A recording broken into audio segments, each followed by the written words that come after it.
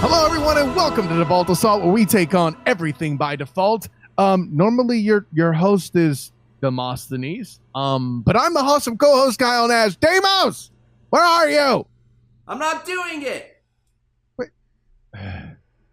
Demos, it's a Disney movie. How bad can it be? Never. You made me sit through 2 hours of it too, bro. Come on, get your ass in here. Do like Freddie Mercury. The show must go on. Bastard. The Freddie Mercury defense always wins. That makes sure you go the distance. Oh, God. It's even sounding bad when I try to make a joke with it. All right, Demos, carry the baton from here. I think I hurt myself. I'm here under protest. Today we're going to do Disney's Hercules. Hercules. Let me tell you how freaking weird it is, or ironic it is, that we have a guy here named Demosthenes reviewing Hercules. I don't get it. Hey, You're not helping. You're not helping. We can't be blamed for cultural appropriation on this show. Boom. This film was so bad that when Disney offered to premiere it in Greece, the Greeks took one look at it and said, no. Well, I mean, they did take some liberties with the story, but I'm sure liberties. Okay, I'm sure we'll get into it at some point. But that'll probably be once we get to that whole spoilers bitches thing. Not that Demos is that worried about giving it away anyhow. Yes, spoilers on ancient mythology. But then again, this film has very little to do with. Carry on. Demos, why don't you tell us a little bit about what you think about the film? All right. So I guess the big question we're going to ask today is not if Hercules is the worst Disney animated film. God knows there are nearly 60 of those films. But let's pare it down. Let's be a little more fair to Hercules, because that's more. I'm offering that film more than Disney offered me. Let's just say, is it really the worst of the Disney Renaissance films? That the beautiful, wondrous era between 1989 with The Little Mermaid, capped off by Tarzan in 1999, and yeah, let's talk about it. You hadn't seen the film before, and I'm sorry. I guess while you were watching it, maybe you were like, God damn it, does Demos hate me or something? Does he have this masochistic streak that I was not aware of? What did you think? Well, I hadn't seen Hercules, like you said, and really, the thought I kind of had, and maybe it's my own thought. I'm like, you have miles of mythology to work with, and here's the thing. As I'm watching it, there are little things that work for me. For example, the look of some of the gods who are basically kind of side characters in the movie was pretty cool. What they did even with Zeus wasn't bad. But then when you're doing Zeus, wasn't bad isn't good enough. You know, you open the film for it to be narrated by Charlton Heston, and then I end up, when you actually present Zeus, I hear Rip Torn, which, by the way, one of the best names on the planet. You know it's fake, but I still like it. I say all that to say this, friends. If you got Charlton Heston to do your narration to open the film, pay the extra money and just have him play f***ing Zeus. All right? Higgity Figgity motherfucker isn't good enough for Zeus. Zeus invented Higgity Figgity, all right? And motherfucker is kind of his thing if you read any real mythology. Rip Torn perfectly clarifies how I felt after watching this film. Right in the heart. Yes, I'm sure. So, you know, that was something in the open. The open, I feel like, was a lot of stuff they were doing where they were trying things that I felt like could have worked, but just didn't quite do so. The gospel feel to a lot of the music. I get it. They're gods. It's divinity. Let's kind of mix a good old-fashioned Christian theme in there by throwing some gospel music with gods. It seems to fit. Somebody had a really genius idea there thematically, but somehow the songs didn't quite fit. Listen, hey, you had some talented people throwing some pipes on that, but there was just some moments I don't think it really fit the theme well, and that's just me. but overall like the work with the Grecian urns and doing all that stuff. Now, I know what Demos is going to take issue with is the liberties of the mythology itself. Hercules was not, in fact, formed by a potion. Hercules, in fact, did not have a very friendly family environment / childhood when it comes to Olympus. No. Listen, Disney can't be telling stories at the time of, let's just say womanizing godfolk who, let's put it this way. When it comes to womanizers, all right, Zeus makes Howard Weinstein look like a choir boy if you read the mythology. I mean, he is philandering with divinity and common folk all the way and up and down, left, right, and even sideways. And no, I'm not even technically talking about positions because that may have been a factor for him too. He was in touch with the people. Literally.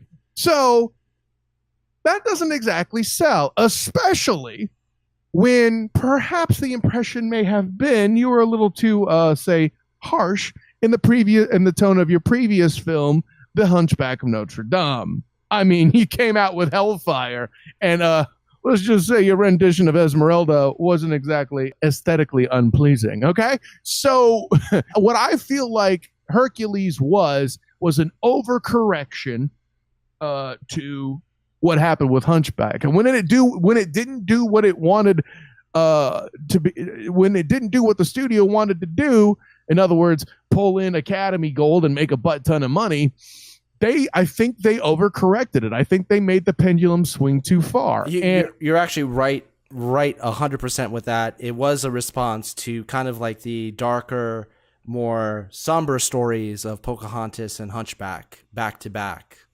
Hercules was the answer to that. A point of order, and this is no offense to Danny DeVito, but the next person that talks shit on Dwayne "The Rock" Johnson singing as Maui for one of the best Disney songs, in my opinion, ever, with "You're Welcome," you need to shut your face. I'm going to play you a tape of Danny DeVito doing the thing as Phil, and you're going to shut your mouth right there, okay? That's what bad singing sounds like, folks, just so you know. I feel like the score in general was just found wanting, and perhaps this is your fault, Demos, for exposing me to Hunchback of Notre Dame after I've, freshly seen Mulan, dealt with Frozen, where you just have awesome music just gushing from every pore.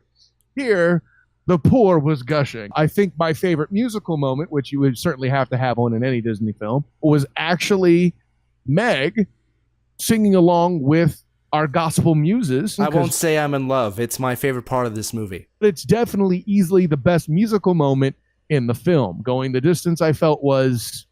It's not that it was bad, it just didn't do it for me. I feel like that's really my general feeling about Hercules. It's not that it's bad, it just didn't do it for me. What I found odd is I found certain visual elements. I actually found places where I thought the animation was just bad, which you're not supposed to be doing in a Disney film. But I saw it, I'm like, no, that just looks wrong. That being said, I have taken many swings and shots at this movie, and I'm gonna compare. I'm gonna do my thing again, where I compare two movies you don't expect to be compared to one another. I'm gonna compare Hercules to Superman Returns. That movie had the best rendition of Lex Luthor you are ever going to see again in your life. Period. Granted, it's not passé nowadays to give Kevin Spacey props, but as an artist in this movie playing Lex Luthor, he was precisely perfect. James Woods as Hades, I don't care what color the fire is, be it red or blue at the time, is performance gold. And it's not close. I even like Pain and Panic. Bobcat Goldthwait as Pain is perfect. Panic was an excellent thing. The whole, I like If. That was a great device they used in the movie. All that other stuff was fantastic. Anything having to do with the villain was good. Except Meg. Oh my God, Kyle's going after the female protagonist. You better bet your ass I am. I'm all right with you trying to give me this slickster thing right out of Jennifer Jason Leigh and Hudsucker Proxy, but it doesn't work for an animated character because you think it's a caricature and you're trying to make a serious message that she's, oh, I'm badass and independent now because I made a crucial mistake in my social life and then I did the thing with the Hades and oh my God, it was a bad plan. it came off as a caricature and you got it wrong. Now, eventually the character does course correct, a phrase that Demos now loves to use that I thoroughly appreciate. Course corrects by the end of the movie with the help of the song that we mentioned earlier. This song is drenched in missed opportunity, and I think that's where I'm going to leave it, Demos. It sucks. Thank you, Jay Sherman. The line is things. All right. Well, I don't want to end up on a long rant. All right. Well, let's start at the beginning. Let's look at the story. And if you look at many of the other Disney films, let's look at The Little Mermaid.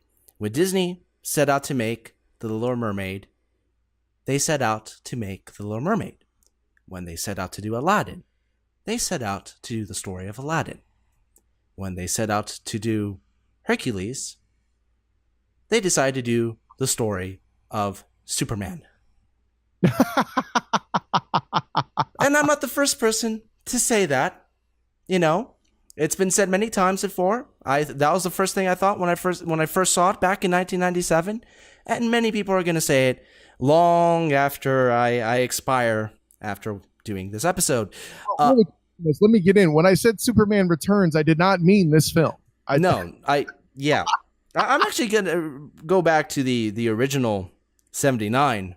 Donner Superman is actually its closest comparison. And it's not just, okay, you can say that most modern day superheroes from comics, etc., are the next iteration of mythology. It is modern day mythology. They take a lot of their inspirations from Greek and Roman and Egyptian mythology. Okay, I got that. I'm with you, right? But this film, the story beats are a direct ripoff of that very first Superman, from the farmers finding him on the doorstep, taking care of the kid, raising him up, etc., to even the point where his love interest dies and he has to break the laws of nature to rescue her. I mean, they got to the point where they even gave him his own superhero name, Wonder Boy.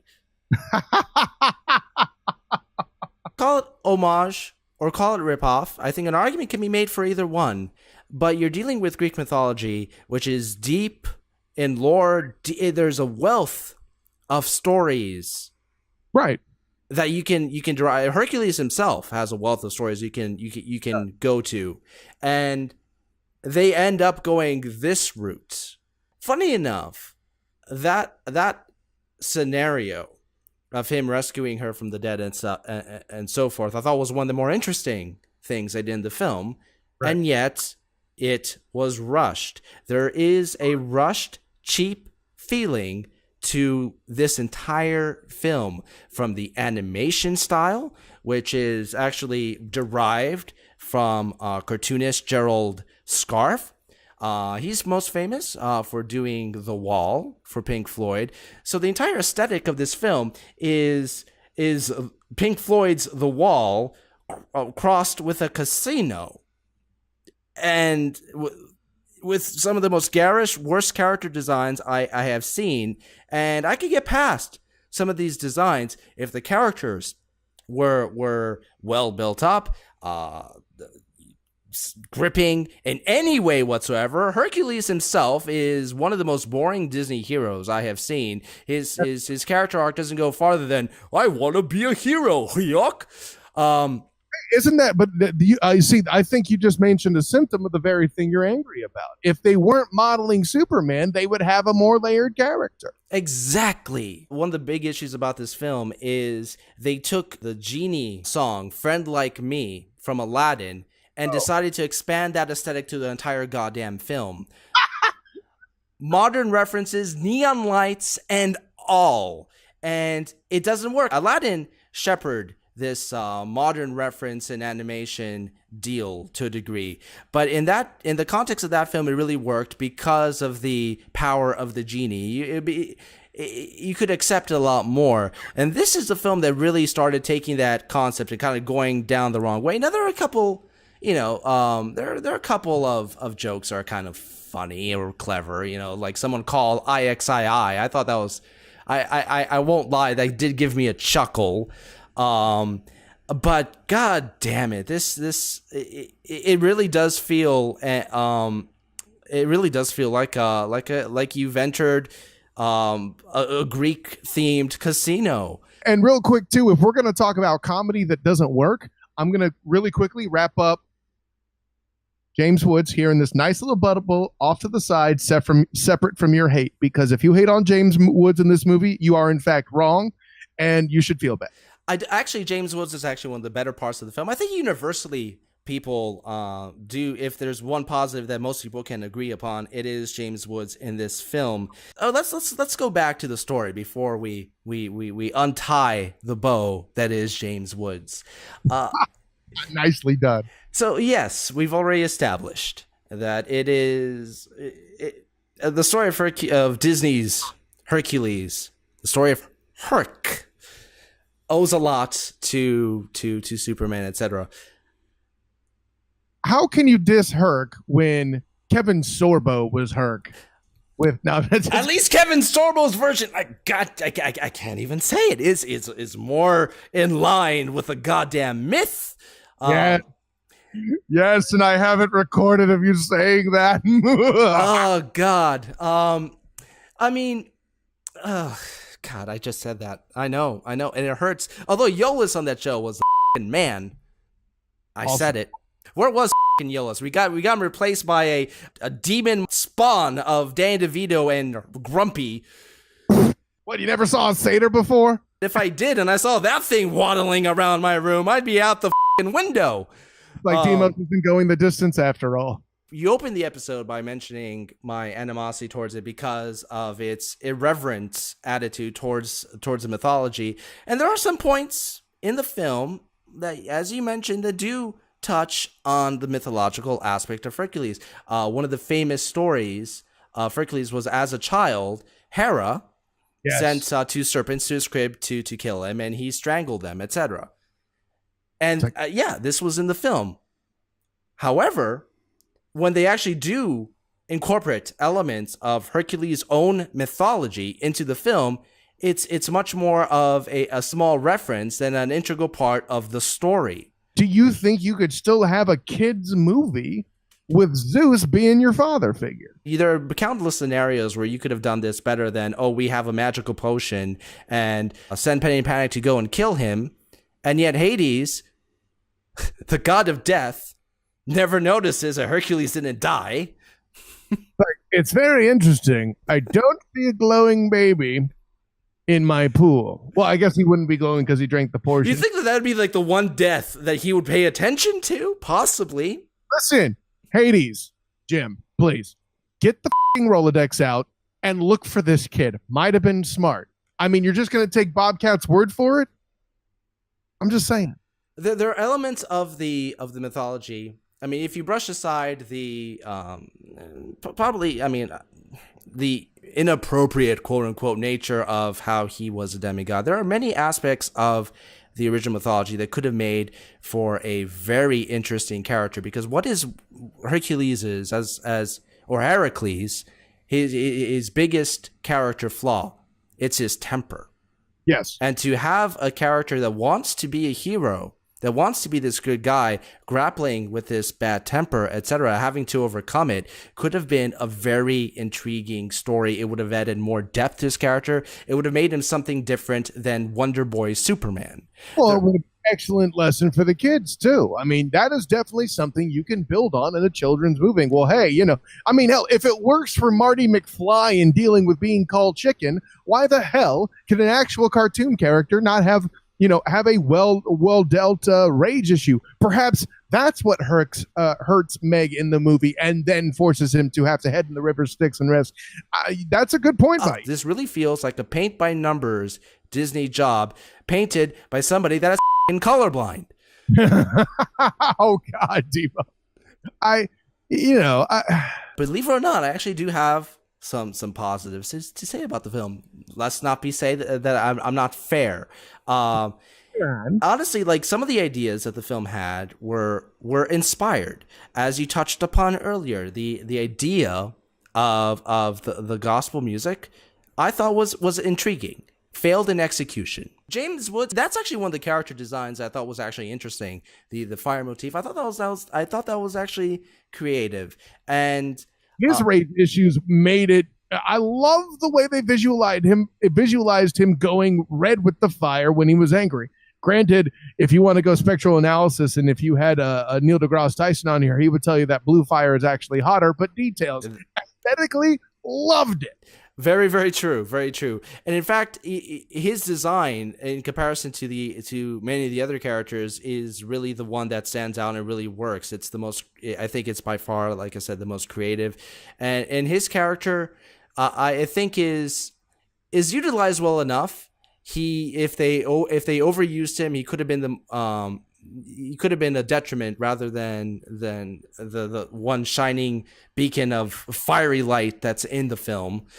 For me, it's the biggest disappointment is as you ascribed, the missed opportunity of the entire endeavor. There are very, very few elements from this film that really work. And once again, if you take into account the lore of Greek mythology, the influence that Greek mythology has had on stories to this day, and you give us this undercooked piece of multicolored meat, I have to admit, did not expect you to see piece of meat, but carry on. The analogy still stands, and it's a far more clever analogy than anything in this film. We did. Is it, to answer the question, is it the weakest of the Disney Renaissance? Overall, I would say yes. There are definitely some elements of it, as you mentioned. The villain is better than some of the other villains, but if you're comparing overall film to overall film, there's no. I don't think there's anything that reaches that low. Convince me otherwise. Well, where I'm going is, so as you know, the strongest point is obviously the villain, right? Mm-hmm. The only the only villains, even though James Woods' Hades is amazing, that he topples are Clayton, and that's more because he's kind of a one note. Oh my God, I'm a hunter, dur. Attila the Hun was a weaker villain in Mulan, if you ask me. However, look at what my dude James is going up against: Ursula, Jafar, Gaston. Holy shit. Frollo. Who? Frollo. Thank you. Well, how can I leave him off? These are all-time great villains in animation history, let alone Disney history. And James Woods as Hades, while good, no. The strongest place that this movie could offer something, it's getting its ass kicked already. What's Hercules' big eternal conflict? I mean, there's some moments where it almost worked. There's one sequence where he goes up against the Cyclops without his strength, and I thought that the way that he defeated him was, very clever, worked out. The biggest problem with the Demos, rushed completely. He's going up against the Titans, and it's over within 2 seconds. You know, it's done. He goes into Hades' lair, and within seconds he's jumping into the water. If you actually look at the actual interaction between Hercules and the main villain, it's a minute and a half at most. Are you kidding me? He meets him, and within 30 seconds he's making the deal to give up his powers. And okay, here we were presented with a good scenario, actually, kind of like let's just say Hercules is kryptonite here, because he's left powerless by the villain, and he goes up against Cyclops and so forth, and we're supposed to feel the dread, and yet Cyclops is throwing him around in such a way that that would have killed anybody within seconds. And I could say, okay, well, it's a cartoon, we can't, their exaggeration is okay, but then we kill off Megara in a manner that would have killed Hercules a few seconds ago, etc., etc., etc. It takes away any true sense of danger. You don't if he can survive all this without his powers, then what are we worried about? Take a look at Aladdin when he's sneaking into the palace trying to get the lamp. That scene is built up with suspense, it's built up with stakes. We get none of that because none of it is allowed to really set in because it is too goddamn rushed. I think the closest you may have gotten drama-wise was his battle with Hydra when he first cuts his head off, which was cool. And then he went, with the Matrix heads, like Mr. Smith in Matrix Reloaded or whatever. That, I think, is your best conflict moment, is him and the Hydra. And really, that was mostly trying to be comic relief. Hey, look, it's the first fight. Of course he's going to win. That moment, that the entire Hydra sequence had its moments. When he falls into the nest of heads and so forth, they swing around. It's actually pretty darn cool. Right. But even that, that was the big show-stopping sequence of this film. It was the equivalent to, it wanted to be the equivalent to the carpet escape from the Cave of Wonders with the lava, etc. They wanted to be the stampede from the Lion King, and for a few moments, that was one of the few areas where I think that the setup actually did build suspense. But it was over in a flash, too. Well, right. And you listen, if you're saying that the Hydra was supposed to be that big moment for this film, I think that's the closest you were ever going to get to that, especially with the way that things were rushed. So do you agree? Is it the weakest of the Disney Renaissance as far as you've seen? Since I haven't seen Rescuers Down Under, that's the only thing that gives me pause. On music alone, it's going to be inferior to Pocahontas and Tarzan. And not, on simple color and look, it's going to be worse than Tarzan. I thought Mulan was good. A superior sidekick, if nothing else. And having to have actually personally sung a parody of one of those songs, Mulan is certainly going to be superior. Yeah, man. Hercules is weaker than Mushu. Dear Christ. Wow. I think you just hurt somebody deeply. I don't know who. Me. The Rescuers Down Under would be the only thing that would fall short. And the reason why I say that is because for me, the movie seemed like it was kind of an afterthought. I have one sentence that might change your mind about Rescuers Down Under. Mm. George C. Scott plays the villain. Go on. I rest my case. And if you got Patton, how am I going to tell you no? I'm just saying. So what did you guys think of Disney Hercules? Were you as disappointed in it as we were? Did you think it was a missed opportunity? Did you guys really like the film? Let us know in the comments below. And make sure to follow me on hilaritybydefault.com for lots of fun stuff every week. On Facebook and Instagram, Hilarity by Default. And on Twitter, @Default Hilarity. Kyle, where can we find you?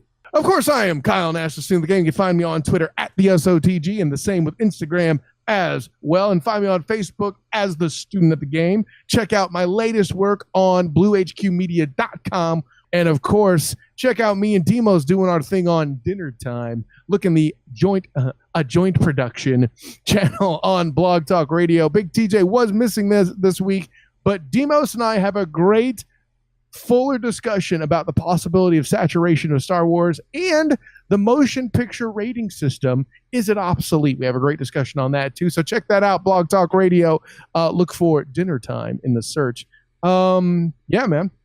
Yeah, that was a lot of fun. Always catch us right here on Default Assault every Thursday, where life is hilarious by default.